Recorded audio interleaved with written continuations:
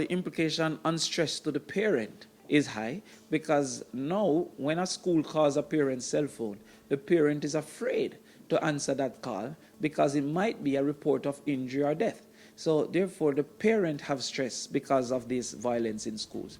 The second is we may also have lower education performance because students may avoid school, having now not seen it as a safe space. But I think the biggest problem that we face is that there is now no place that can be perceived safe by the majority of our children in this country.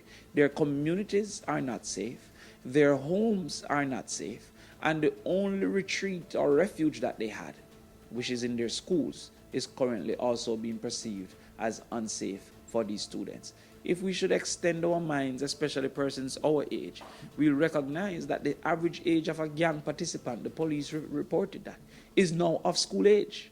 And so therefore, the higher is not just a fight nowadays. It's not just a fist fight or a goe-goe as we used to have in our times.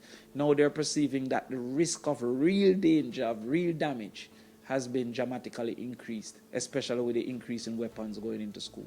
So it's a risk because our students may feel permanently unsafe in all spaces that they exist: home, communities, en route to home, and also in the school.